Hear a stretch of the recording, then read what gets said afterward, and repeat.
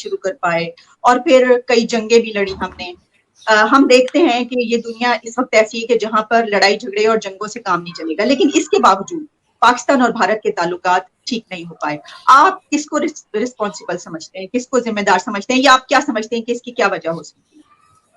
देखिए, बहुत सारे मुल्क ऐसे होते हैं कि जो तारीख और जोग्राफी के कैदी होते हैं। हम भी बुनियादी तौर पर तारीख और जोग्राफी के कैदी हैं। हम बुनियादी तौर पर एक सरजमीन पे सदियों से एक साथ रहते चले आए हैं और एक तरह की जिंदगियां गुजारते चले आए हैं, लेकिन उसके साथ साथ हमारी तारीख के अंदर बहुत सारे ऐसे अय्याम आए हैं कि जिस अय्याम के अंदर हमने एक दूसरे के साथ, जिसे कहते हैं एक दंगल, हम आम जुबान के अंदर दंगल कहते हैं, वो बर्पा कर रखा है और वो दंगल जो है हमारी तारीख का हिस्सा बन चुका हुआ है। हैरानकुन बात यह है कि हमारी पूरी की पूरी ट्रेडिशन ये है कि पंडित दिया शंकर नशीन जो हैं, जब मसनवी ज़ाहिर इश्क लिखते हैं तो पहले वो हमद लिखते हैं, फिर उसके बाद नात लिखते हैं, फिर मनकबत लिखते हैं, फिर उसके बाद आगे जाके वो कहते हैं एक बस्ती में था एक सौदागर और उसकी बेटी थी एक हसीन, और इस तरह की वो कहानी फिर बाद में शुरू करते हैं। इसी तरह बाकी दूसरी तरफ भी यही सूरत हाल थी। हमारा उर्दू लिटरेचर देख ले, हमारे दूसरी चीजें देख ले, ये सारी चीजें जो थी यहाँ पर एक साथ इकट्ठी चली आ रही थी। आप हैरान होंगे कि इस पूरे बरसगीर पाक हिंद के अंदर जो सबसे अहम तरीन चीज ये थी वो इसकी इंडिविजुअलिटी और इसकी 5-6 हजार मुख्तलिफ स्टेट्स के अंदर तकसीम होना और एक छोटी सी फेडरल यूनिटी होती थी, खा वो मुगलों की सूरत थी व किसी और सूरत थी। लेकिन वो अंग्रेज के आने के बाद हुआ ये कि इसने ये जो छोटे लेवल की यूनिटी थी उसको बहुत अजीब गरीब तरीके से एक्सप्लॉइट किया गया, जिसके साथ ये वो लोग जो थे वो आपस में इस तरह लड़े। 1900 के आगाज से हमारे साथ एक ऐसी सूरत हाल बिल्टअप हुई है कि जिस सूरत हाल में फिर हमने इकट्ठे रहना छोड़ दिया। हमारे यहाँ शुद्धि आई, हमारे यहाँ संगठन आई, हमारे यहाँ उसके बाद सारे का सारा फिर बाकी सारी चीजें शुरू हुई। एक दो कौमी नजरिए से पहले एक यक कौमी नजरिया आया और यक कौमी नजरिया जो था वो सबको मालूम है कि वो नागपुर के अंदर किस तरह पैदा हुआ और नागपुर में कौन कौन लोग थे। मैं तारीख में दोहराना चाहता हूँ, आज की बात करनी चाहिए। इस सारी कैफियत के अंदर फिर पाकिस्तान बना, उसमें दो कौमी नजरिया, उसकी उसकी कोक में से एक दो कौमी नजरिया बिल्टअप हुआ। क्या नहीं, हम एक और कौम भी जिंदा है, सिर्फ एक ही कौम नहीं है कि जिसका ये पूरे का पूरा इंडिया है या पूरा का पूरा भारत है, एक और कौम भी है, उस कौम ने पैदा होना चाहा, लेकिन फिर भी हम जिंदा रह सकते थे। लेकिन हुआ क्या? हुआ ये कि हमारा मामला यह है कि पाकिस्तान हो या भारत हो या कुछ और, अंग्रेज जो कुछ लाइनें खींच गया हुआ है ना, वो इतने मुकद्दस और मोहतरम और बुजुर्ग हैं कि हम उनको हम छेड़ना नहीं चाहते। मतलब पाकिस्तान है ना, पाकिस्तान में आप ये तो कह सकते हैं कि पाकिस्तान टूट जाएगा, लेकिन आप ये नहीं कह सकते सिंध टूट जाएगा। आप ये नहीं कह सकते कि बलूचिस्तान टूट जाएगा। हालांकि सिंध जो है वो तो अगर सदियों से चला जाए तो पंजाब भी सिंध में शामिल था, लेकिन ये नेपियर की लाइन लगाई हुई जो सिंध की थी वो नहीं टूट सकती। इसी तरह आप बलूचिस्तान के अंदर 3-4 कौमियतें रहते हैं, लेकिन अंग्रेज ने एक बनाई हुई थी। यही कैफियत वो रेड क्लिफ की तकसीम थी, जिसके ऊपर हम दोनों आज तक समझते हैं कि वो आसमान से उतरी हुई एक तकसीम थी, जिसके अंदर कश्मीर अगर उधर था तो उधर रह गया, यहाँ था तो यहाँ रह गया। हैदराबाद दक्कन जो था वो अगर वो निजाम हैदराबाद के था, बेशक पीछे आबादी किसी और की हो, ऊपर बेशक निजाम को रहना चाहिए क्योंकि निजाम तो सदियों से चला आ रहा था। फिर इसका बंगाल, ये ऐसी की ऐसी चीजें हैं जिसके हम कैदी बने हुए हैं और इस कैदीशिप से हम निकलने को तैयार नहीं। ये कैदीशिप हमें रास आता है, हमारी सियासी पार्टियों को भी रास आता है, हमारी पॉलिटिकल एलीट को भी रास आता है। हम उसके बुनियाद पर वोट मांगते हैं, हम उसके बुनियाद पर इलेक्शन लड़ते हैं हम। और अब तो हालत ये हो गई हुई है बीजेपी के आने के बाद, यहां पर अब हम कोशिश भी करें और वहां पर भी कोशिश करें, जिस तरह की फिजा बन चुकी हुई है दोनों तरफ। अब मुझे नहीं समझ आती कौन सा सेन एलिमेंट होगा कि जो किस तरफ कहे कि आओ बैठो। अगर 1947 में हम समझते थे कि एक तकसीम हो सकती है हिंदू मुस्लिम के बुनियाद पे, तो एक और तकसीम जो होती है अमन के बुनियाद पे, एक और सूरत बनन जरूरी नहीं होता कि दुनिया के अंदर इतना बड़ा मुल्क या इतना छोटा मुल्क बन सकता है। छोटे बड़े मुल्क भी हो सकते हैं, लेकिन हम उस पर राजी नहीं होते। जो 1920 में नेशन स्टेट्स बनी थी, 1920 में पासपोर्ट का डिजाइन आया था, 1920 में वीजा रेगुलेशन आई थी, 26 में बॉर्डर सिक्योरिटी फोर्सेस बनी थी। जो चिड़ियाघर में तकसीम दुनिया को कर दिया गया है, वही चिड़ियाघर के पिंजरे हमें चाहिए, हमें कोई और पिंजरा नहीं चाहिए। हम अपना पिंजरा खुद डिजाइन करना ही नहीं चाहते। जी, मेरे साहब, जिस तरह और्य जी ने बात की, इसमें एक तो ये कि हम तारीख में जाते हैं तो वहां पे देखते हैं कि जो लकीरें खींची तो जिस वक्त तकसीम हुई उस पे भी कुछ इस तरह के सवाल हमेशा से उठते हैं कि देखें यहाँ से ये कर दिया, यहाँ से ये काट दिया, ये कर दिया। उस बिना पे भी बहुत सारे जो हैं वो रिजर्वेशन रहते हैं। फिर ये कि एक चीज इन्होंने ये बात कही जो बिल्कुल बिल्कुल सही दिखाई देती है कि लगता है कि अब हम करना ही नहीं चाहते, बस बहुत हम एक ऐसे कंफर्ट जोन में है कि हम कहते हैं कि रहने दो, क्या बात ही नहीं होती उसके ऊपर, हम समझते ही नहीं कि कोई जरूरी है। आपका इस बारे में क्या कहना है कि क्या वजह है, क्यों नहीं दोनों मुल्कों के बीच ताल्लुकात ऐसे बेहतर हो सके कि दोनों ही तरक्की करें? आलिया जी, अपनी शो में बुलाने के लिए बहुत बहुत धन्यवाद आपका। मैं ओरिया साहब ने जो बात करी थी, मैं उसके ऊपर दो तीन बातें अपनी और कहूँगा। लार्जली इन्होंने बातें काफ़ी हद तक मैं अग्री करता हूँ जो ओरिया साहब ने बातें करी हैं। कुछ उसमें जोड़ के इजाफा करने की कोशिश करूँगा। देखिए, पहली तो बात यह है कि एक तासुर है, एक ऐसी अंडरस्टैंडिंग है कि भारत, मुगल जो थे, उनका आना भारत की हिस्ट्री में एक बहुत बड़ा इवेंट था। देखिए, मुगल करीब 250 पौने 300 साल उन्होंने, 1526 में बाबर आया, फर्स्ट बैटल ऑफ पानीपत हुई 1526 में, एंड 1857 में मुगल साम्राज्य निपट गया। भारत का जो रिकॉर्डेड इतिहास है वो 5000 साल का है, लिखित जो पाया गया है, और वैसे उससे बहुत पुराना है। ये जो मोहनजोदाड़ो वगैरह और हड़प्पा वगैरह जो अभी पाकिस्तान में मोहनजोदाड़ो है, सो भारत का इतिहास उससे भी पहले जाता है। ये तो मिला है, नीचे खोदेंगे और भी मिलेगा। मुगल्स, अगर एक 24 घंटा देखें, अगर एक 24 घंटे की साइकिल को माने जब से भारत आए, तो मुगल उसमें से 5 मिनट भी नहीं है, पहली चीज। पर हाँ, क्योंकि इतनी बातचीत होती है मुगलों के बारे में, और ऐसी ऐसी बातें हुई हैं मुगलों के बारे में, अच्छी भी हुई हैं, बुरी भी हुई हैं, तो कॉन्वर्सेशन में मुगल हैं। पब्लिक लाइफ में अगर आप मुस्लिम रूलर्स का नाम लें, तो मैं अक्सर ऐसा कहा जाता है कि मुगल रूलर्स के कंट्रीब्यूशन बहुत ज्यादा थे। ऐसी बात नहीं है। मुस्लिम रूलर्स थे मुगल्स के अलावा जिनके बहुत जबरदस्त कंट्रीब्यूशन थे। उसमें सरफहरिस्त नाम है शेरशाह सूरी का, जिसने ग्रैंड ट्रंक रोड बनाई थी। और उस जमाने में 5 साल का राज था शेरशाह सूरी का, और ग्रैंड ट्रंक रोड बनाना कोई छोटी बात नहीं थी। आज की तारीख में 21वीं सदी की टेक्नोलॉजी का इस्तेमाल करते हुए शायद ही कोई मुल्क है वो काम कर पाए जो उस आदमी ने उस समय कर दिया था। पहली चीज ये हमें समझनी पड़ेगी। मेरा सिर्फ ये कहना है कि बात हिंदू या मुसलमान की नहीं है। मुस्लिम रूलर्स में से भी ऐसे कई रूलर्स थे जिन्होंने मुगलों ने अपने लिए काम करा। ताजमहल अपनी बीवी के लिए बनाया, लाल किला अपने लिए बनाया। शेरशाह सूरी ने गरीबों के लिए काम करा। पोस्टल सिस्टम किसने शुरू करा? रेवेन्यू सिस्टम किसने रिफॉर्म करा? पहली चीज ये।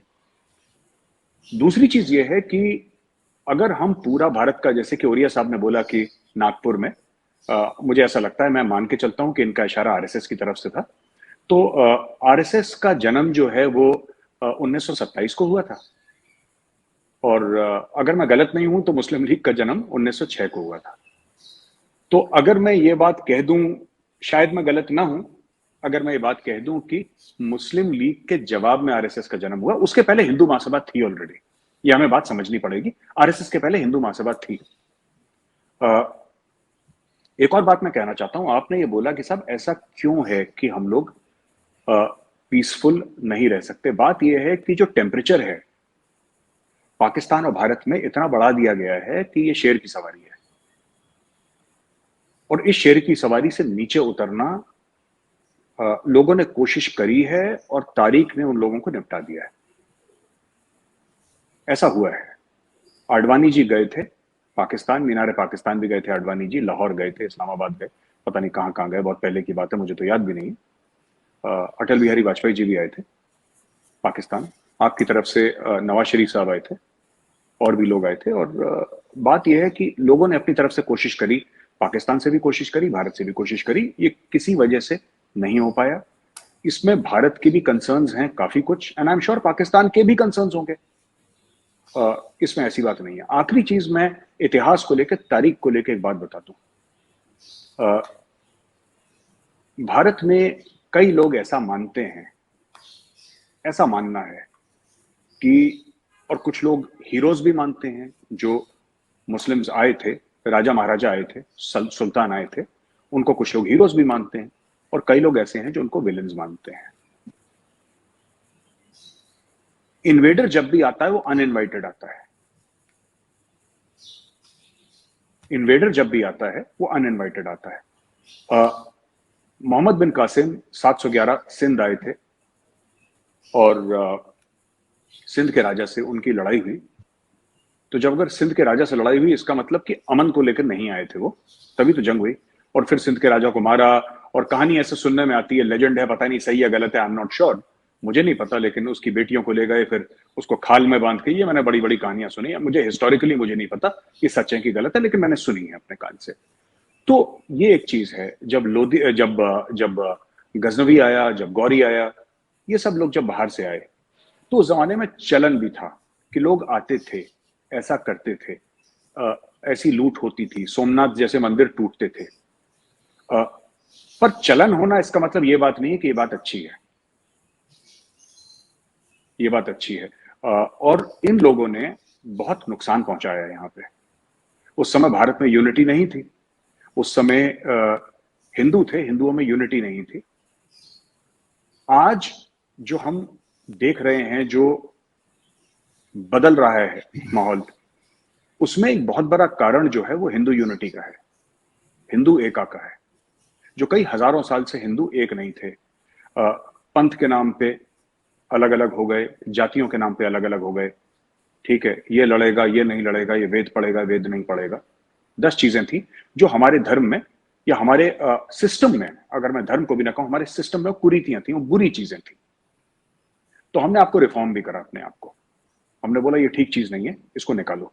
हमारे ट्रेडिशंस में कुछ गलत चीजें थी, उनको हमने निकाल के बाहर फेंका, और अभी भी निकाल के बाहर फेंक रहे हैं जो चीज गलत है, क्योंकि सेल्फ एक जिसको कहते हैं कि एक पाथ लेना चाहिए जिसमें सेल्फ करेक्शन होना चाहिए, वो हम मानते हैं, और हमें भी गलतियां रही हैं पास्ट में, उसको हम करेक्ट करने की कोशिश कर रहे हैं। लेकिन ऑल सेड एंड डन, मुझे फ्यूचर जो है आलिया जी, अगर मैं बोलूं कि मुझे ब्राइट लग रहा है, तो ये मेरी बात झूठ होगी, मैं फिर झूठ बोलूंगा अगर मैं ये कहता हूँ फ्यूचर ब्राइट है, क्योंकि मुझे लगता नहीं है कि फ्यूचर ब्राइट है। मैं इंडिया पाकिस्तान रिलेशंस की बात कर रहा हूँ, ये मामला ऐसे ही चलता रहेगा, और इससे बीजेपी का कोई लेना देना नहीं है, जैसे काफी लोग समझते हैं पाकिस्तान में कि जब से मोदी जी आए तब से। जब पाकिस्तान के 2 हिस्से करे थे, उस समय कांग्रेस की सरकार थी, इंदिरा गांधी थी कांग्रेस की, और जो पाकिस्तान से लड़ाइयां हुई है ना, बीजेपी के टाइम पर सिर्फ एक ही हुई है, क्योंकि बीजेपी पावर ही बहुत कम में रही है। हम बात कर रहे हैं 1999 कारगिल की, वरना लाल बहादुर शास्त्री 1965 में थे, जवाहरलाल नेहरू 47-48 में थे, इंदिरा गांधी 1971 में थी। तो ये इतिहास है हमारा। नेशनल सिक्योरिटी की पॉलिसी, चाहे बीजेपी हो चाहे कांग्रेस हो, इनके आने जाने से नेशनल सिक्योरिटी पॉलिसी नहीं बदलती, लोगों के एक नजरिए बदल जाते हैं कि इसको एग्जीक्यूट कैसे करना है। आखिरी में बस एक बात और कहूंगा, फिर ओरिया साहब की तरफ आप चले जाएं। हम जो कश्मीर की बात करते हैं, हम जो कहते हैं कि एक बड़ा मुद्दा है, और कई लोग कहते हैं कि सबसे बड़ा मुद्दा है भारत और पाकिस्तान के बीच में, 1994 में कांग्रेस की सरकार थी पावर में, जब इंडियन पार्लियामेंट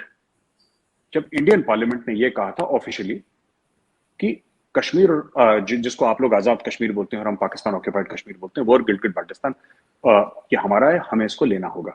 ये कांग्रेस की सरकार ने कहा था, बीजेपी की सरकार ने नहीं कहा था। तो this is a matter of historical record. Aaliya ji. और ये जी, आपके पास में 2 सवाल लेकर आ रही हूँ, लेकिन आप खुद भी इसके जवाब में जो भी कहना चाहें।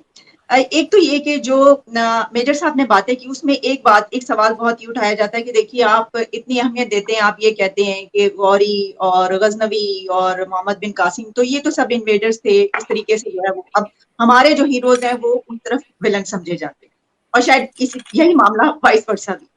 एक तो ये बात कि क्या, और फिर ये भी बात की जाती है कि आपका जो कल्चर है, आपकी जो रूट्स हैं, वो तो यही है, लेकिन आप लोग अब बिल्कुल उससे अलग हो गए हैं, जो कि पसंद नहीं की जाती बात। दूसरी एक और बात कि देखिए, ये जिसको कि मैं भी कहती हूँ कि ये बात सही है कि वहां से जिस तरह के वाजपेयी साहब भी आए, फिर उसके बाद पीएम मोदी एक मरतबा इस तरह आए कि जब पता ही नहीं चला कि वो आए हैं और अचानक से आ गए। अच्छा, हमने उसको बुरे मानों में लिया, लेकिन अगर आप और ये देखें कि पूरी दुनिया में कहीं किसी आपसे बड़ा कंट्री, बड़ी इकोनॉमी, उसका अगर कोई प्राइम मिनिस्टर कहीं चला जाए तो उसको अच्छी उसमें खुशी में लेना चाहिए कि जी ठीक है, चलें, अगर अचानक भी आ गए। लेकिन हम उसको सियासत पे इस तरह की चीजों को खेलते हैं जिस बिना फिर ज्यादा हालात खराब होते हैं।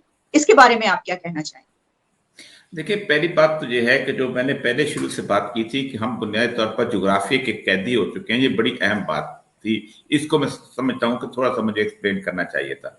बुनियादी तौर पर हुआ ये है कि गुज़श्ता तकरीबन 200-150 साल से हमें जमीन का कैदी बना दिया गया है, वरना दुनिया में जमीन का कैदी कोई नहीं होता था। ये जो मंजूदाड़ू की हम बात करते हैं, ये मंजूदाड़ू के रहने वाले लोग जो थे, ये हम नहीं थे। हम सारे के सारे गुज़श्ता तकरीबन 4-5 हजार साल से बाहर से आए हुए लोग हैं। हमारे इलाकों के अंदर एशिया, सेंट्रल एशिया के अंदर हमें भूख आ गई थी। हम वहां से उठे, हमने यहाँ की पूरी की पूरी तहजीब का कलाकमा कर दिया, उनको कत्ल किया, और उसके बाद हमने कहा कि ये तो 7,000 साल से हमारे हैं। दुनिया में पूरी दुनिया की तहजीब जो है, आज तक मामला यह है कि जो जमीन ऐसी चीज है कि ये जो माँ जिसको मैं और आप धरती माता कहते हैं, इसके साथ ना कभी कोई कहत में रहा है, ना कोई बीमारी में रहा है, ना कोई बेरोजगारी में रहा है। जिस दिन ये धरती माता जो है ये घोड़ों के लिए घास देना बंद करती थी या इंसानों के लिए पीने का पानी नहीं देती, लोग इस माँ को छोड़ के चले जाते थे। दुनिया का सबसे बड़ा एक्सोडस जो है अफ्रीका में हुआ है। तो ये दुनिया जो थी ये बड़ी मजेदार जगह थी। यहाँ पर एक बगदाद से एक आदमी उठता था, यहाँ के दुकान खोलता था और बगदादी हकीम कहता था। मैंने आबादान के अंदर, मैंने उसके अंदर हिंदी ताजरों की दुकानें देखी हैं जो कि फारसी में कतबे लिखे होते थे और वहां पर लिखे थे। बड़ी कमाल की जगह थी। फिर हमने उसको नेशन स्टेट्स के अंदर तकसीम करके कहा ये तुम्हारी बाउंड्री है, इस बाउंड्री के अंदर तुमने एक एक इंच की हिफाजत करनी है, तुम इस इंच के। और इसकी वजह यह थी कि पूरी दुनिया की आर्म्स इंडस्ट्री आपके पीछे थी। उसने आपको उसने चलना इस बात, उसने वो सारे का सारा एक बिल्टअप किया। उसी ने फर्स्ट वर्ल्ड वॉर लड़ाई, उसी ने सेकंड वर्ल्ड वॉर लड़ाई, उसी ने हीरो बनाए। हमारे यहाँ निशाने आदर बनाया, आपके यहाँ कोई और बनाया, किसी यहाँ विक्टोरिया क्रॉस बनाया, और हमने दुनिया जहान को एक आग का गोला बना दिया। उस गोले के अंदर से पाकिस्तान भी बना, उस गोले के अंदर से यूरोप के मुल्क बने, बेल्जियम जैसा मुल्क पैदा हुआ, लक्समबर्ग जैसा मुल्क पैदा हुआ, इराक की बाउंड्री बनी कि हम वहां से हैं, मिस्र की बाउंड्री बनी कि हम तो फ्राइन मिस्र वाले हैं। ये सारी की सारी चीजें जो हैं वो बिल्टअप हो गई। अब मैं जो बलूचिस्तान में रहता हूं वो कहता हूं मैं 7,000 साल पुराना जो है मेरगढ़ मेरा है। ओ भाई, तुम तो कल हलब से उठ के आए थे, तुम्हारा मेरगढ़ कहां से हो गया? सारे सारे बलोच हैं 1,000 साल पहले आ गए, मेरगढ़ में 7,000 साल पहले थे, तुम्हारे बाप दादा आए, उन्होंने कत्ल कर दिया। लेकिन हमने एक आर्टिफिशियल मोहब्बत जमीन के साथ इसलिए पैदा कर दी हुई है जिस वजह से हम चाहते हैं कि जमीन जो है तकलीफ नहीं हो सकती, और वो उसी वजह से हम लड़ रहे हैं। अब आते हैं इस मामले के अंदर कि हमने मोहब्बत कितनी बीज बोई और कितनी नहीं बोई। मसला यह, अडवाणी साहब पाकिस्तान आए थे, मैं उस वक्त कटास राज पे काम कर रहा था, बड़ी लंबी मुलाकातें हुई। फिर मैं इंडिया गया, अडवाणी साहब के घर पे 2 दफा मैंने खाना खाया, लंबी चौड़ी मुलाकातें। मैं उनको एक इतना शानदार किस्म का पढ़ा लिखा जैसे इंसान समझता हूं कि इसके अंदर तहम्मुल, पुरदबारी, हर चीज मौजूद थी। कोई जगह ऐसी नहीं है जो कि बनारस से लेके खजुराहो तक और खजुराहो से लेके अजंता और तक, जो कि उस वजह से मैंने विजिट नहीं की क्योंकि मैं कटास राज पे काम कर रहा था। लेकिन क्या हुआ, मसला पता क्या है? मसला यह है कि दोनों तरफ हम बड़ी अजीबोगरीब पॉलिटिक्स में, अगर पाकिस्तान में वाजपेयी यहां पर आते हैं या मोदी यहां पर आता है तो हम नवाज शरीफ की बात करते हैं, तो अगर तो आप होते हैं कि जरा सी एक सॉफ्ट स्टेटमेंट जो है अगर कोई दे दे, कांग्रेस को क्या गाली पड़ती है? इसी बिना तो पड़ती है कि प्रो पाकिस्तान हो, या तुम उस हमने टेम्परेचर बहुत राइज कर दिया है। और टेम्परेचर राइज करने की बुनियादी वजह है वो वोट की पर्ची, और हम उस वोट की पर्ची को हम किसी तौर पर भी आजादाना तरीके से हासिल नहीं करना चाहते, हम उसकी बुनियाद के ऊपर लड़ना चाहते हैं। ये है बड़ा हमारा अलमिया, और उसकी एक ही वजह है कि हमने कभी किसी तौर पर एक इंडिपेंडेंटली दिमाग में से ये चीजें निकाल के कि भाई पड़ोसी हैं। आप मुझे, ये मुसलमानों से मैं अक्सर सवाल करता हूं, मैं जब बताऊं, मुझे बताओ मुसलमानों ने कहां पर अपने पड़ोसियों से इस तरह की जंग की हो तारीख के अंदर? बाकी चीजें अपनी जगह मिलती हैं, लेकिन वो जो उस फैसिलिटी के अंदर वो अपनी वो इक़्तिदार की जंगें थी जो मुसलमानों से पहले चली आ रही थी। कौन नहीं जानता कि ईरान जो है, ये पूरे का पूरा इलाका जो था, बहरीन का, अबुधाबी का, मस्कत का, ओमान का, शाम का, वहां ये शाम इनकी और रोमन्स की जंग नहीं होती थी वहां पर, और वो एक ट्रेडिशन चली आ रही थी, उसको फिर कैरी फॉरवर्ड। ये जंगों की अजीबोगरीब जो आपने देखा, जो इतिहास है ना राजाओं महाराजाओं का, इनकी महाभारत में भी है, हमारे यहाँ भी चला आ रहा है। हमारे यहाँ भी विनर जो है उसको वो हीरो है, इनके यहाँ भी विनर हीरो है। तो असल मसला ये, इससे हम निकल नहीं पाते। वही हमारे आज की मौजूदा सूरत हाल जो है, अब खुद सोच लें मैं आप क्योंकि ये फौज में रहे हैं, इनको खुद पता होगा। मैं 2019 का जिस वक्त मैं पढ़ता हूँ कंटेनमेंट ऑफ चाइना का, वो सारे का सारा, और क्वेट का, तो मैं सोचता हूँ कि यार पाकिस्तान से जंग तो इंडिया की खत्म हो गई, पाकिस्तान से तो मामला शायद खत्म हो या ना हो, इंडिया को किस तरह से खेला जा रहा है। और क्वेड क्या है, कंटेनमेंट ऑफ चाइना क्या है? तुम शिव के सिपाही हो, तुम जो है बादशाह हो। वैसे हम करते हैं कि हम तो ना इस दुनिया को फतह करने के लिए आए हैं। ये अंदर का ये जब तक वो जैसे कहते हैं ना, वो बड़ा बड़ा रथ यात्रा तो और बात है, रथ पे सवार और हमारे यहाँ घोड़े पे सवार, ये जो चीजें हैं ना, ये बड़ा कमाल की बातें हैं। इस वजह से हम बैठ नहीं पाते किसी तौर पर। और मैं एक बात बताऊं, आज की दुनिया में जिंदा जब तक हम नहीं होते, जब तक हम ये नहीं समझते कि ये मैं ओरिया मकबूल जान ने जो ये छोटा सा घर लिया है, इस घर के अंदर आज से 5000 साल पहले वाला बंदा भी मेरा था, तो उस वक्त तक हम उससे नहीं कर सकते। मैं आज जहां पर हूं और यही आज मेरा है। इसी आज को ना को सोचता है, ना इसके ऊपर अमल करता है, ना को अपनाता है। हम दिन ब दिन जैसे कहते हैं पागल होते चले जा रहे हैं एक दूसरे के मामला। ठीक। मेजर साहब, जो बातें हुई वो आपने सुन ली। आप भी इसका जो भी जवाब देना चाहें। मेरा इसमें से जो सवाल निकल रहा है वो ये है कि ये बात एक कही जाती है, यहाँ पर उठाई जाती है कि देखिए वो ना तस्लीम नहीं करते, यानी ये कि वो ठीक है, जिस तरह औरिया जी ने कहा कि अब जो घर इस वक्त है वही है और उसी को जो है वो, तो वो इसको एक्सेप्ट नहीं किया जाता। दूसरी एक और बात उन्होंने कही कि जो वहां पर भी जो है वो लड़ाई झगड़े राजे महाराजे और इसी तरीके से इस तरफ भी है, तो ये तो फेनोमेना हर तरफ चलता है। और क्वाड की भी बात की, इसके ऊपर आपका क्या रिस्पॉन्स है, क्या कहना चाहें? नहीं, जहां तक ये बात है कि राजे महाराजे लड़ते थे, तो आज से नहीं लड़ रहे, हजारों साल से लड़ रहे हैं राजे महाराजे। भारत के एरिया में भी लड़ रहे हैं, बाहर भी लड़ रहे हैं, यूरोप में भी लड़ रहे हैं। जो अगर आप बात करें ये कॉन्स्टेंटिनोपल की और बाकी लोगों की, जो मुस्लिम रूलर्स ने लड़ाई करी थी, ये तो तारीख का हिस्सा है। इसमें दिस इज द ट्रूथ, ये तो सच बात है। देखिए, दो चीजें हैं जो मैं कहना चाहूंगा कि जो ओरिया साहब ने बोली थी, आपने क्योंकि बोला कि ओरिया साहब की बात पे कमेंट करें। पहली चीज तो इन्होंने बोला जैसे सेंट्रल एशिया, देखिए मुझे नहीं पता, मुझे इसके बारे में मेरी इतनी नजर नहीं है गहरी, लेकिन मैं ये कहना चाहता हूं कि मेरे बाप दादा, मेरे एंसेस्टर्स इसी मिट्टी के हैं। हमारे जो फैमिली ट्री है, हमारा फैमिली ट्री यहीं का है। मेरे खानदान में कोई सेंट्रल एशिया से, कोई फॉरेन कंट्री से नहीं आया। Nobody from my family, और मैं मेरी रिश्तेदारी में कोई बाहर से नहीं आया, सब इसी मिट्टी के। तो we are from here only. और एक और चीज मैं कहना चाहता हूं कि फॉर मेनी जनरेशंस, 15-18 जनरेशन की तो बात हम कह सकते हैं, उसके पहले तो nobody knows what has happened. जो जिस भगवान की पूजा मैं करता हूं, मेरे एंसेस्टर्स भी उसी भगवान की पूजा करते थे। तो इसमें एक और चीज है कि भारत अलग अलग जगह ना, जैसे कि जब इस्लाम फैला, जब क्रिश्चियनिटी फैली, तो ये दो बड़े रिलीजन्स हो गए जिनके बीच में तकरार भी हुए। First crusade, second crusade, third crusade हुई, और काफी जेरूसलम के पीछे काफी लड़ाइयां हुई, खून खराबा हुआ। और मतलब इट वाज ये एक इतिहास का हिस्सा है, तारीख का हिस्सा है। यूरोप तो क्रिश्चियन नहीं था, यूरोप क्रिश्चियन हो गया। स्पेन 700-800 साल के लिए मुसलमान हो गया।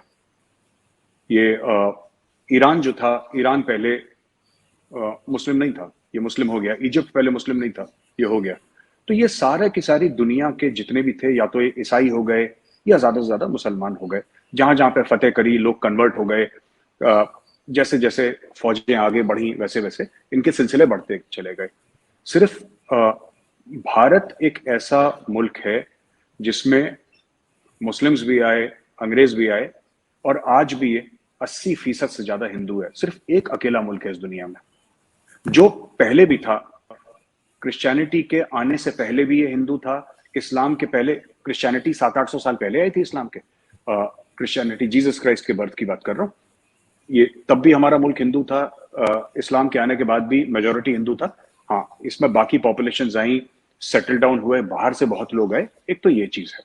देखिए, जहां तक चाइना की बात है, मुझे कहता है, मैं सिर्फ ये कहूंगा कि मैं यहाँ पे ओरिया साहब से थोड़ा सा डिसएग्री करूंगा कि चाइना पीसफुल है। हमारा चाइना के साथ जो एक्सपीरियंस रहा है वो थोड़ा सा अलग रहा है। चाइना के साथ, चाइना पीसफुल नहीं है।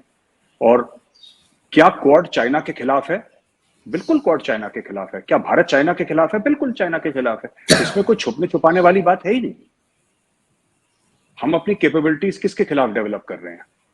पाकिस्तान से हमें इतना खतरा नहीं है, क्योंकि पाकिस्तान खुद इतना डिस्टेबलाइज अंदर से हो चुका है। यहाँ पे पॉलिटिकल अनसर्टेनिटी है, फाइनेंशियल प्रॉब्लम्स है। हमें नहीं लगता कि कुछ सालों तक पाकिस्तान से, हाँ छोटी मोटी चीजें होती रहेंगी, एक टेरर अटैक हो गया, एक यहाँ पे दहशतगर्दी का ये हमला हो गया, ये सब चलता रहेगा, छोटी मोटी चीजें। बट अगर हम सोचें कि बिग लेवल मिलिट्री मिसएडवेंचर होगी कारगिल टाइप की, तो वो मुझे नहीं लगता होने वाली है। तो ये हथियार किसके लिए खरीद रहा है इंडिया? जाहिर सी बात है चाइना के लिए खरीद रहा है, जाहिर सी बात है 90% चाइना के लिए खरीद रहा है। और चाइना को कंटेन करना बहुत जरूरी है भारत के लिए। 1962 का जो हमारे साथ जंग हुई थी ना चाइना की, वो हम हार गए थे, और ये हमें स्कूल में पढ़ाया गया कि हम जंग हार गए थे। और हमें सबसे पहले ये सिखाया गया था कि अगर तुम्हें सीखना है अपनी तारीख से तो सबसे पहले सच बोलो, अगर हार गए तो हार गए। ये मत बोलो कि हम जीत गए और पर किसी ने साजिश कर दी और हम तो जीते जिताए बैठे थे। नहीं, किसी ने साजिश नहीं करी, हम कमजोर थे इसलिए हम चीन से हारे, और वो चीज हम दोबारा होने नहीं देंगे। ठीक, लेकिन हमें भी पता लगाना है, और हमने पता लगाया कि चाइना की, जिसको कहते हैं ना कि जादूगर की जान तोते में होती है, बड़ा मशहूर कहावत है, कहानियां हैं। जो तोता है ना जादूगर का, वो चाइना की सप्लाई लाइंस है। जो चाइना की जो सप्लाई लाइंस हैं, चाइना का जो पूरा मामला है, किस तरीके से चाइना का बिजनेस रन करता है, that is something that we are tackling. It is not just military confrontation कि भारत सिर्फ अपने जंगी जुनून में आकर S-400 भी खरीद रहा है और ये भी खरीद, नहीं, सिर्फ वो नहीं है। हमें यह पता है कि चाइना के कौन सी चीज कब डिसरप्ट करनी है। हमारी लड़ाई चाइना से आज की नहीं है, हमारी लड़ाई चाइना से 50-60 साल से चल रही है, 70 साल से चल रही है चाइना से। और चाइना से हमारी झटपट काफी टाइम से। दलाई लामा को इंडिया में इसीलिए तो हमने शरण दी है। दलाई लामा साहब जो बैठे हैं इंडिया में, वो क्यों बैठे हैं? Tibetan government in exile India में क्यों है? तो हमें पता है कि चाइना को कहां चाइना के दुख दर्द हैं। देखिए, ये हम क्यों झूठ बोलें, क्यों झूठ बोलना? बात यह है कि चीन हमें दर्द देगा, हम चीन को दर्द देंगे, इतनी सिंपल सी बात है, दैट इज इट। इसमें और कोई कॉम्प्लिकेटेड मामला नहीं है। कि जितनी बड़ी इकोनॉमी इंडिया की बन चुकी है, जितना बड़ा कंट्री, जितना स्ट्रॉन्ग कंट्री बन चुका है, हम जब अपने आप की तरफ देखते हैं तो हम तो उसके ऑपोजिट हैं। तो कि भारत इतनी तरक्की कर गया, वो आपको भी पता है, हम जिस सिचुएशन में इस वक्त खड़े हैं, तो इसकी क्या वजह आप समझते हैं? कि फिर क्या कहा यह जाता है कि गलती इसी तरफ है, कुछ सोच बदलनी पड़ेगी। देखें, 2-3 चीजें बड़ी मजेदार की हैं और आर्या साहब ने बड़ी कमाल की बातें उन्होंने की हैं। एक तो पहली बात तो यह है कि मैंने तारीख की पूरी ओवरऑल 6-7 साल की तारीख बनाई थी कि दुनिया में कोई भी कहीं का नहीं है। एरियंस जो थे वो सारे के सारे वो सेंट्रल एशिया से उठे थे, और जर्मन के ओरिजिन भी एरियंस है, वो भी सेंट्रल एशिया से। उनका भी इंडिया के अंदर भी जो लोग आए थे, उन्होंने जो मजुदाड़ू को सबसे पहले तबाह किया था, तो मजुदाड़ू के लोग द्रविडियंस थे, और उनको धकेल के उनकी लैंग्वेजेस अब तो पूरी की पूरी इस पर तहकीक हो चुकी है। मैं ये कह रहा था, कोई भी कहीं का नहीं होता। 15 पुश्तों से रहे, कोई 15 पुश्तों से यहाँ है, कोई 25 पुश्तों से है, कोई सिर्फ 6-7 पुश्तों से। आगे चल के और हालात जब दुनिया में खराब होते हैं तो 2-2 पुश्तों वाले हो जाते हैं। तो दुनिया में एक जमीन ऐसी चीज है कि जिस जमीन के ऊपर बुनियादी तौर पर से हम लड़ने के लिए बैठ जाते हैं। हालांकि ऐसा होता नहीं, हालात बदलते हैं तो जमीन छोड़ते हुए देर नहीं लगा करती। दुनिया में माइग्रेशन का सारा कॉन्सेप्ट ही यहीं पर है।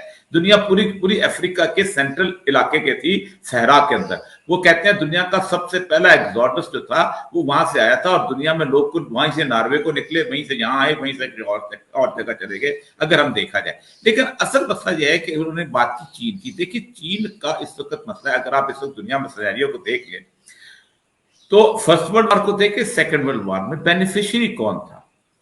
अभी छोड़ दें बाकी चीजों को। 2008 में जो रैंड कॉर्पोरेशन की मेजर रिपोर्ट आई थी कि इस दुनिया में 3 बड़ी गायें हैं पली हुई, जिनको लड़ाया जाए तो हम कमा सकते हैं। एक चाइना है, एक रशिया और एक इंडिया है। और उसके ऊपर बकायदा उन्होंने कहा कि उनके अंदर कॉन्फ्लिक्ट क्या है। इंडिया के अंदर मुसलमान और ये हैं, इनके आपस में कॉन्फ्लिक्ट है। 12-13 करोड़ से 20 करोड़ तक मुसलमान है। चाइना के अंदर भी ये सूरत हाल है। उगर का मसला जो है, 47% रशियन आर्मी जो उसके अंदर मुसलमान है। ये एक कॉन्फ्लिक्ट जोन कैसे बिल्ड किया जा सकता है इंडो अफगान रीजन की तरफ से? एक बहुत बड़ा सिनेरियो है जिसको हम बड़े महदूद तरीके से लेते हैं।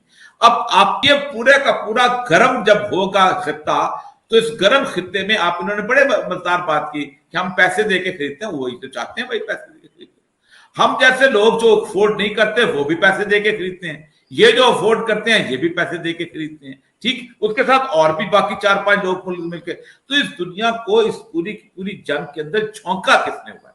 ये जो बॉर्डर बने हुए हैं, आप खुद देखिए ना, यूरोपीय यूनियन ने अपने आप को खत्म कर लिया बॉर्डर्स, उन्होंने कहा कि नहीं खत्म हो जाते हैं। ये खौफ बेचते हैं और उस खौफ को हम लोग खरीदते हैं, और उस खौफ के साथ मसला यह है कि आपको खौफ ना बेचें तो मेरी इज्जत नहीं बनती। फिर मैं कहता हूं नहीं, हम बहुत बड़े महाशय हैं, हम बहुत बड़े वॉरियर हैं, हम बहुत बड़े मुजाहिद हैं, हम ये कर लेंगे, हम वो कर लेंगे। ट्रेडिशंस में, सोसाइटीज में, दुनिया पूरी के अंदर ये सारे के सारे लोग कोई एक नस्ल की औलाद नहीं है, ये इंटरमिक्सिंग ऑफ रेसेस है, जो आगे आके एक ने एक मजहब इख्तियार कर लिया, दूसरे ने दूसरा धर्म इख्तियार कर लिया, एक ने एक रंग नस्ल। मैं आपको एक बताऊं, ना मुझ पे इख्तियार था और ना गौरव वॉरिया पे इख्तियार था कि किस घर में पैदा होते, ना जबान का इख्तियार था, ना मजहब का इख्तियार था और ना कल्चर का इख्तियार था। जिस चीज पे मेरा इख्तियार ही नहीं था, मुझे ऑप्शन ही नहीं दी गई थी, मैं उस ऑप्शन की बुनियाद के ऊपर मैं दुनिया को तकसीम किए बैठा। मैं अगर मुझे मेरा बस चलता तो मैं शानदार बात है बिल गेट्स के घर में पैदा होता, कम से कम जिंदगी तो आराम सुकून से गुजरती। इनका भी होता तो कम से कम और कुछ नहीं तो किसी मित्तल के, किसी अडवाणी के, उसके घर में, अंबानी के घर में पैदा होता। ये है असल बुनियादी तकसीम, जिसकी बुनियाद के ऊपर हमने नहीं चले। अब हो क्या रहा है, दिन ब दिन आग बढ़ती चली जा रही है। कोई भी सेन आवाज ना ये वहां बोल सकते हैं, ना हम यहां बोल सकते हैं, ना दुनिया में कहीं और जगह बोली जा सकती।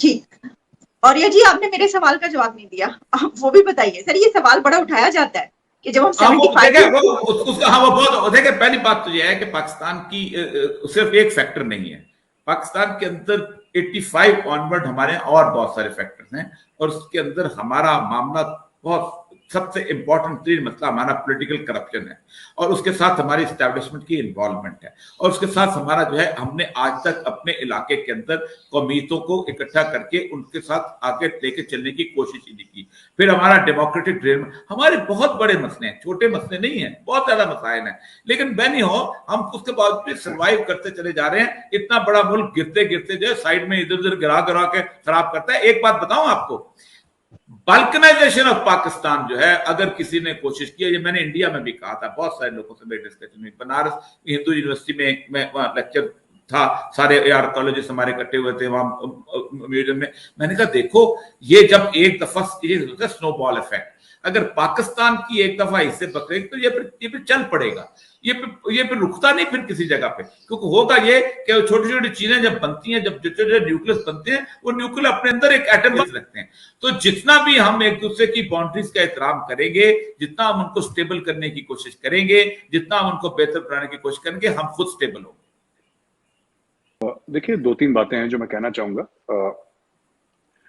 सबसे पहले, जैसे उन्होंने बोला कि चाइना की जो ट्रेड है, इन्होंने मलाका की बात करी कि वहां पे एक जहाज खड़ा, मलाका चौक कहते हैं हम लोग उसको, कि वो एरिया को चौक कर सकते हैं तो चाइना की ट्रेड बंद हो जाएगी। फिर इस तरफ से अगर चाइना आएगा, अगर चाइना सीपैक से आएगा तो वो भी बंद कर सकते हैं। ऐसी बात नहीं है कि आप ये सोच रहे हैं कि सीपैक क्योंकि पाकिस्तान में बंद नहीं हो सकता, ऐसी बात नहीं है। देखिए, जब मुल्क तैयारी करते हैं, ठीक है, जब मुल्क तैयारी करते हैं, जब पाकिस्तान कहता है कि हमें स्ट्रेटेजिक डेप्थ चाहिए अफगानिस्तान में, या हमें इंडिया के अंदर स्ट्रेटेजिक डेप्थ चाहिए, हमें इंडिया के अंदर इन्फ्लुएंस चाहिए, 500 कंपनी है जो इंडिया में नहीं है, और अमेरिका की कौन सी ऐसी बड़ी नामचीन कंपनी है जहां पे इंडियंस उनके बोर्ड में नहीं है, उनके चेयरमैन नहीं है, उनके CEO नहीं है, या उनके top vice president, senior vice president level पे नहीं है। हमने अमेरिका के साथ अपनी इकोनॉमी को इंटरलिंक कर दिया, हमने चाइना के साथ अपनी इकोनॉमी को इंटरलिंक कर दिया। चाइना अगर ये सोचे कि वो भारत के बिना रह सकता है तो ये चाइना की बहुत बड़ी गलती है, और अमेरिका हमारे ना, हम चाइना के बिना, कोई एक के बिना नहीं रह सकता, because this is become a global village. इसीलिए जब हम बात करते हैं सप्लाई चेन की, जब हम बात करते हैं सप्लाई चेन रेजिलियंस की, कि भाई किस तरीके से हमें, we have to get off reliance on China, तो हम भारत में फिर एप्पल बनाएंगे, फिर हम भारत में सैमसंग की सबसे बड़ी फैक्ट्री डालेंगे, हम और चीजें करेंगे कि हमारा धीरे धीरे जो रिलायंस है चाइना पे वो कम हो जाए किसी तरीके से। और गेम सारा यही है, गेम मिलिट्री नहीं है, गेम इकोनॉमिक भी है, गेम डिप्लोमेटिक भी है। तो all over yes, confrontation with China. देखिए, मैं आपको एक छोटी सी बात बता दूं, मैंने कई थिंक टैंक्स में मैं बैठता हूं, और हिंदुस्तान में जो बड़े बड़े थिंक टैंक्स हैं, जो बड़े बड़े जर्नल हैं, बड़े बड़े यहाँ पे जो फॉरेन अफेयर्स के एक्सपर्ट्स हैं, जिन्होंने 30, 40, 50 साल से यही स्टडी कर रहे हैं, उनका मानना है कि कन्फ्लिक्ट आज नहीं तो कल नहीं तो 10 साल के बाद चाइना और भारत का एक लिमिटेड वॉर होगा ही होगा, ये कोई नहीं रोक सकता, ये होगा। और उनकी वजूहतें, I think we don't have time, हमें 50 मिनट से ज्यादा हो गए गुफ्तगू करते हुए, लेकिन ये होगा। आज नहीं तो कल, नहीं तो 10 साल के बाद ये होगा, इसको कोई नहीं रोक सकता, ये होगा। और उस दिन की हमें तैयारी करनी है, जिस दिन होगा फिर उस दिन देखेंगे। बात यह है कि चाइना की कंटेनमेंट सीपैक में भी होगी, मलाका में भी होगी, हर जगह। अब कौन कितना सक्सेसफुल होता है, इसमें चीन हावी हो जाता है, भारत हावी हो जाता है, अमेरिका हावी हो जाता है, वो तो आने वाली तारीख बताएगी। लेकिन कोई ये ना सोचे कि सीपैक पीसफुली गुजर जाएगा और पीसफुली वहां से चाइना के ट्रक दनादन करते हुए तेल लाएंगे और ट्रेड होगा, वो नहीं होने देंगे हम। भारत नहीं होने देगा कम से कम, क्योंकि वो गिलगिट बाल्टिस्तान के थ्रू जाता है। बाकी चाइना जो है 200 अरब डॉलर इन्वेस्ट करे पाकिस्तान में, 200 अरब डॉलर इन्वेस्ट करे, बिल्कुल। वो चाइना और पाकिस्तान का अंदरूनी मामला है। पाकिस्तान एक खुद मुख्तार मुल्क है, भारत का कोई लेना देना नहीं है इसमें। लेकिन वो जो मैंने 1994 का हवाला दिया था, जो हमारे पार्लियामेंट का, जो भारत मानता है कि गिलगिट बाल्टिस्तान और पाकिस्तान ऑक्यूपाइड कश्मीर भारत की टेरिटरी है, वहां से चीन आएगा तो चीन को इसके रिपरकशंस होंगे। और जितना सीपैक है ना, उससे दुगनी ट्रेड भारत के साथ चीन करता है, भारत के साथ हर साल हमारी 125 अरब की ट्रेड है। तो ऐसा नहीं है कि चीन भारत को हल्के में ले सकता है। तीसरी बात, जो औरिया साहब ने बोला ना कि अमेरिका यही चाहता है कि लोग खरीदें हथियार, जाहिर सी बात है, अच्छे हथियार हैं, लोग खरीदेंगे, और क्यों ना खरीदें, मतलब ठीक बात है। हम भी बेच रहे हैं, हमारा भी तेजस जहाज है जो लोग खरीद रहे हैं, हम भी हथियार बेच रहे हैं। ऐसी बात नहीं सिर्फ अमेरिका बेच रहा है, चाइना भी बेच रहा है, रशिया भी बेच रहा है, अब इंडिया भी लग गया, इंडिया भी बेच रहा है। कहने की बात यह है कि फॉरेन पॉलिसी इंडिपेंडेंट होनी चाहिए किसी भी मुल्क की। फॉरेन पॉलिसी इंडिपेंडेंट है, हम अमेरिका से भी हथियार खरीदेंगे, हम रशिया से भी खरीदेंगे, चीन से इसलिए नहीं खरीदेंगे, चीन के हथियार नकली हैं बिल्कुल। तो वी डोंट बिलीव, हमारे यहाँ कहते हैं चीन के बारे में, आई डोंट नो आपको इसके बारे में पाकिस्तान में कहा जाता है कि नहीं, इंडिया में बड़ा मशहूर है कि चल गया तो चांद तक वरना शाम तक, चीनी माल के लिए कहावत है एक। तो वी डोंट ट्रस्ट, और चाइना हमें बेचेगा भी नहीं हथियार, ना हमें चाइना से चाहिए, क्योंकि चाइना से अच्छे अच्छे हथियार वेस्ट से मिल रहे हैं, राफेल ये सब मिल रहा है आपको, यूरो फाइटर मिल रहा है आपको, ग्रिफिन के हैं, ये सब एयरक्राफ्ट है। तो we don't need China, but yes China के साथ हमारी ट्रेड है।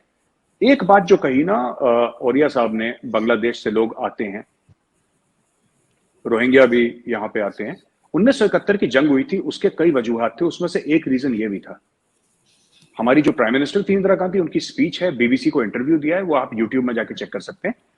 उन्होंने उस समय स्पीच दी थी जंग से पहले, और ये जंग तो हुई थी दिसंबर में शुरू हुई थी जंग, लेकिन उन्होंने ये स्पीच गर्मियों में दे दी थी, अप्रैल मई जून जुलाई के बीच में, अगस्त तक उन्होंने स्पीच दे चुके थे कि असली जो हमारा प्रॉब्लम है वो ये है कि वहां पे बंगालीज जो हैं वो लाखों की तादाद में भारत में आ रहे हैं।